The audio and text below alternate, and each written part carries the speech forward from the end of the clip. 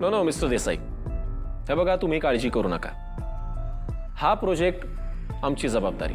Mister Rohit, तुमच्या प्रोजेक्टबद्दल मला काही शंका नाही आहे, पण आमचे काही टर्म्स अँड कंडिशन आहे, काही डिमांड्स आहेत. ते जर पूर्ण होणार असतील तर मग आपण पुढचं डिसिजन घेऊ. मिस्टर देसाई, मला असं वाटतं की तुम्हाला आयडिया नाहीये तुम्ही कोणाशी बोलताय. नयनतारा ग्रुप ऑफ इंडस्ट्रीज, आणि ही कंपनी फक्त महाराष्ट्रातच नाही तर ऑल ओव्हर इंडियामध्ये वन ऑफ द टॉप आणि रेप्युटेड कंपनीजपैकी एक आहे. आम्ही जे देतो तेच फायनल असतं. मिस्टर रोहित, हा जर तुमचा ॲटिट्यूड असेल ना तर मला वाटतं प्रोजेक्टबद्दल पुन्हा एकदा विचार करावा लागेल.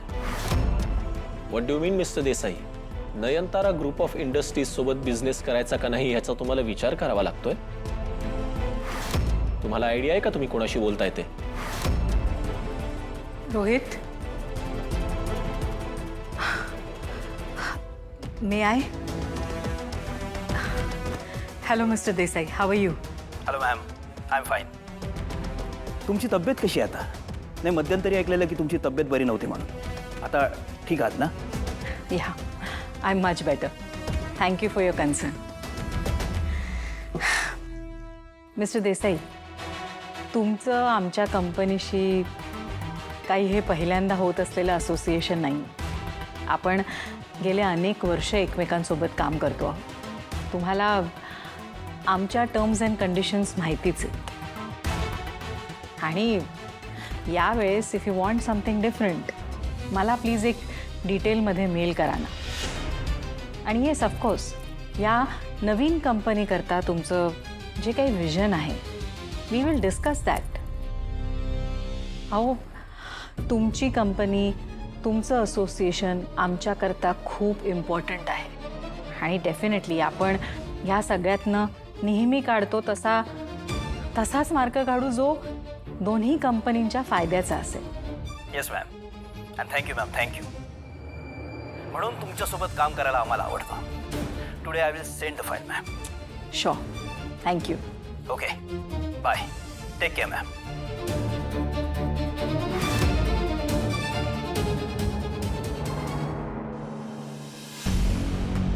कमाई काय झालं? नाही, काय नाही. हां काका, तुम्ही त्या बाईबद्दल म्हणजे गौरीबद्दल काय म्हणत होता? पुढं काय झालं? ती गौरी तर दिवसभर शेतातच राबत असायची. त्या टायमाला गावात एक माणूस आला होता, मोठा साहेब होता. त्याचं मोठं काम घेऊन गावात आला होता. ते पिक्चरमध्ये असतात ना, तशी गाडी होती त्यांच्याकडे. गावात सगळीकडे त्याचीच चर्चा होती. तेव्हाच गौरीची आणि त्यांची ओळख झाली ती वाटतं. ओळख म्हणजे?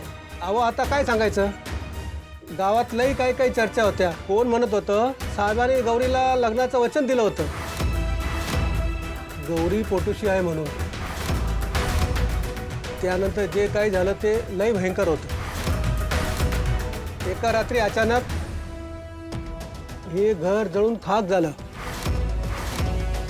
आणि गौरी आणि तिचा बाप दोघं बी त्या पोरीला घेऊन जे गायब झाले ते आजपर्यंत कोणाला दिसलंच नाही. कोण म्हणते ते आगीत जळून मेली, कोण म्हणते ती वाचलीच आणि गाव सोडून गेली. त्यांचा काय पत्ता लागला नाही. खरं गावात अशी बी चर्चा होती तो अपघात नाही, कुणीतरी मुद्दाम घराला आग लावलेली.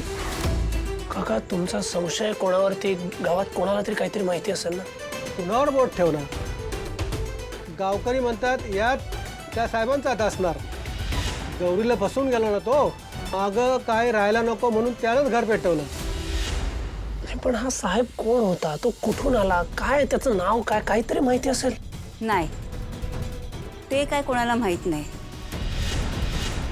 तो कोण होता, कुठून आला, ते काय बी गावात कोणाला माहिती नाही.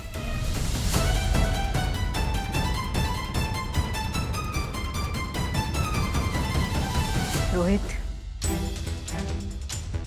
अशी अरेरावी करून बिझनेस होत नसतो. समोरच्याचा विश्वास संपादन करायचा असतो. कुणाचा स्वाभिमान दुखावून आपण कधीच मोठे होत नसतो. अगं पण आई, प्रत्येक वेळी आपणच का मागे यायचं, का वाकायचं? हे बघ, तू एक मोठी बिझनेस टायकून आहेस, नयनतारा ग्रुप ऑफ इंडस्ट्रीजची मालकीण आहेस तू. मग आपण झुकतं माप का घ्यायचं आई? रोहित, तुला काय वाटतं? हा बिझनेस काय एका रात्रीतनं उभा झालाय. तुझ्या बाबांनी मी कित्येक वर्ष मेहनत केली, दिवस रात्र एक केलंय.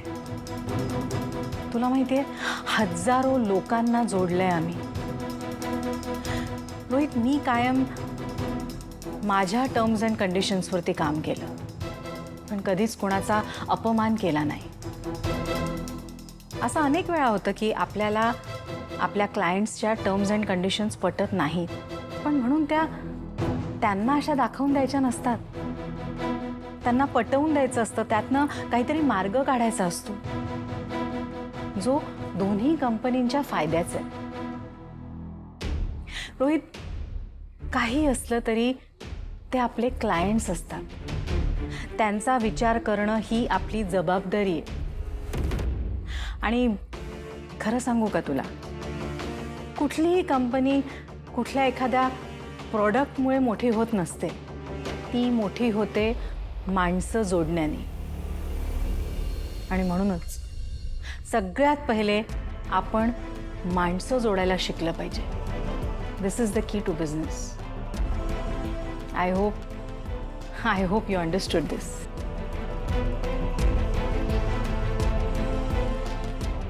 रोहित, उद्या ऑफिसमध्ये कुठल्या कुठल्या इम्पॉर्टंट मीटिंग्ज आहेत त्याचे मेल मला फॉरवर्ड करून ठेव. ज्याही महत्त्वाच्या मीटिंग्ज आहेत त्या मी स्वतः अटेंड करेन. आई, अगं तू कशाला मीटिंग अटेंड करतेस? हे बघ, ऋषीने आधीच तुला काही कमी त्रास दिलेला नाहीये. मी हँडल करतो ना सगळ्या मीटिंग्स. हे बघ, तुला अजून त्रास नको व्हायला. I trust you. पण खरं सांगू का, मला हा त्रासच कमी करायचा आहे. काय आहे, मन रिकामं राहिलं ना की खूप त्रास होतो मला. आणि असं वाटतं की ऑफिसमध्ये येईन, काम करीन, माझं लक्ष जरा डायव्हर्ट होईल. सो डोंट वरी, मी उद्यापासून ऑफिसला येते.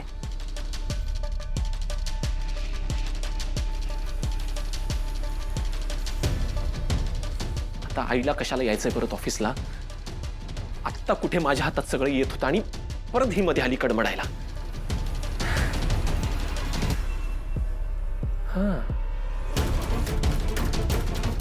ऋषीने तिकडे गावाकडे काहीतरी मोठा गोंधळ घालायला हवा, तरच आईचं लक्ष परत तिकडे डायव्हर्ट होईल.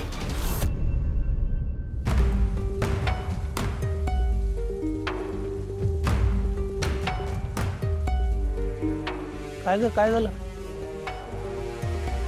ऋषी सर, हे काका जे म्हणले ते जर आपण खरं मानलं तर याचा अर्थ माझ्या आईला फसवणारा आणि तिचं घर जाळणारा माणूस माझा बास होता. म्हणजे माझ्या आई आयुष्यभर माझ्या बापासून लांब पळत होती आणि त्याच्यामुळे तिने आयुष्यभर माझ्यापासून सत्य लपवलं. अहो नाही, आई म्हणली होती का माझा बाल लय भारी माणूस होता म्हणून. कमी हे बघ, तू असा विचार करू नको. काय, ही माणसं फक्त चर्चा करतायत आणि चर्चा आणि वस्तुस्थिती याच्यात फरक असतो. आपण आधी आपले प्रूफ शोधू आणि मगच आपलं मत बनवूया. कुठं सापडणार आहे प्रूफ? सीता साहेबाबद्दल माहिती मिळणं खूप गरजेचं आहे आणि ती माहिती फक्त 3च लोकांना होती. आबा, आई आणि तो माणूस स्वतः. अनफॉर्च्युनेटली आबा आणि आई नाही येत आता, सो आपल्याला तो माणूसच शोधून काढावा लागणार आहे. कुठं सापडणार आता तो साहेब?